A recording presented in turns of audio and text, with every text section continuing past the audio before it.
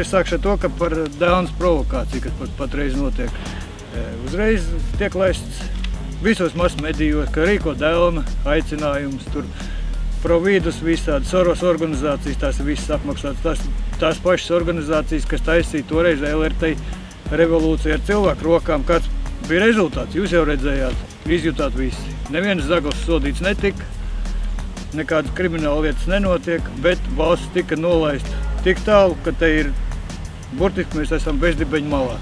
Tagad notiek totāls genocīds pret cilvēkiem, ko veic Dombrovska valdība tieši.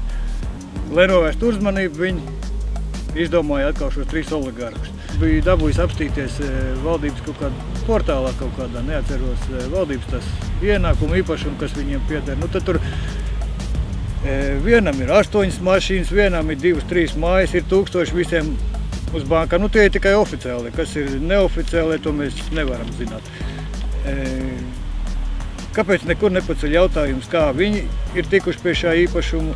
Nu, es drusku pastāstīšu, kas tas sponsorē to Delnu, visus šitos Providus un kāpēc tas vispār tiek darīts. Soros pats ir starptautiski atzīts noziedznieks, Anglijā viņš ir tiesāts. Nu, es domāju, ka visi cilvēki zina, kā viņš Anglijas ekonomiku pa vienu nakti nolaida pilnībā.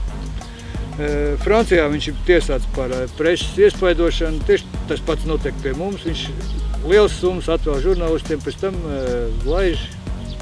Nu, to, ko jūs katru dienu dzirdat televīzijas ekrānos, to arī viņa cilvēku laiž. Mums nedrīkst aiziet pa ielu ar atvērtu auspudeli, par to saņems sodu, bet geju gājienus drīkst rīkot. Ar Soros organizācijām ir tā, viņi sponsorē pasaulē tieši opozīcijas, tieši kultūras darbiniekus, kur pēc tam strādā viņa interesēs.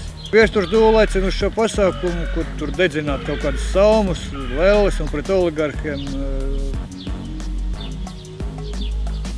Neticiet Dūlē. Sipeniecei neticiet. Tā ir tas pats teātris, kas notika pāris gadus atpakaļ, un, kā jūs redzējāt, viss palika tikai sliktāk. Sakarā ar ārzemju oligarkiem, jā, tad patreiz tas, kas notiek, tas ir rietumu. Starptautiskā valūtas fonda, visu šo banku ārzemi, tas ir viņu karš pret mūsu oligarkiem, jo mūsu valstī vairs ir palikuši tikai 78% īpašumu, to, kas pieder pašiem, pārējo ir paņēmuši viņi. 22 pieder mūsu oligarkiem. Viņi šos 22 tagad grib atņemt. Jūs jau zināt, ko LR uztaisīja kāda revolūcija. Nāk viņu pārstāv, es viņus sauc pa pakalpiņiem. Rietumu banku. Un viņi vienkārši visus uzņēmumus, mežus, visus atdod ārvalstniekiem. Patreiz notiek mūsu valsts pēdējais iznīcināšanas process, kad mums vairs nekas nepiederēs. Ievilka Eiropas Savienībā. Mērķis bija iznīcināt mūsu lauksaimniecību, rūpniecību, mūsu rūpnīcas, lai mēs paši vairs nebūtu sev spējīgi pabarot. Mūs iedzina neatmaksājumā parādā, par ko viņi prasīs atdot visu, kas valstī vēl ir atlicis. Ļoti neiesaku atbalstīt Delnas pasākumus, visus šos Dūles un kas tur Providus būs un tie visi viltus tie, kas sev uzdos pa tautu. Jūs līdz ar to kalposiet ārzemju oligarhijai un atdosiet visu pēdējo, kas valstī ir. Tautai ir jāpulcējās un jāstājās pretī šiem parazītiem. Kas ir paredzēts tālāk? Valsts sociālajie darbinieki jau labu laiku atpakaļ tiek sūtīti kursos apmācīt strādāt ar Āfrikas bēgļiem. Notiek tautu sajaukšana. Mūsējie cilvēki aizbrauc pateicoties šai valdībai, un šeit tiks iepludināti lielā daudzumā afrikāņi. Valdība, kā bija rakstīts vienā žurnālā, taisās ņemt investīcijas no Ķīnas. Kas nozīmē? Ka šeit tiks vēl iepludināti ķīnieši. Kā parazīti strādā, mēs jau esam redzējuši 20 gadu. Pašreiz iet valsts iznīcības pēdējais process.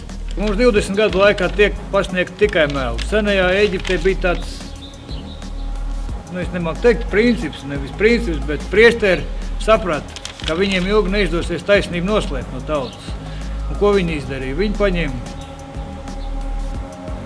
sadalīja visu divās daļās. Vienā daļā bija patiesība, vienā bija meli.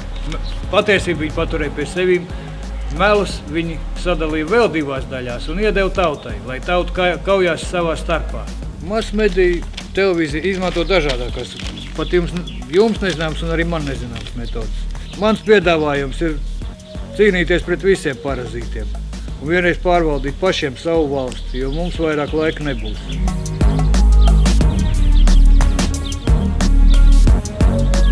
Latvieti, laiks tā kā būtu padomāt. Cenzūra mūsu laikos nav mazinājusies, kā tas bija Padomju Savienības laikos. Viņi vienkārši ir izstrādāti rafinēti un maskāti ar vārdu demokrātija. Aicinājumu uz mītiņu nekur viņu neizliek. Viņu izliek pēdējā rītā, kad līdz mītiņam ir palikuši 4 stundas, bet paskatieties, kas notika. Prezidenta vēlēšanās, tai pašā vakarā jau Delnas klipi bija internetā, jau pa televizoru tika stāstīts, ka nākošais nedēļa būs. Tā visa sabiedrība tiek bīdīta. Latvieti vienreiz domā pats ar savu galvu.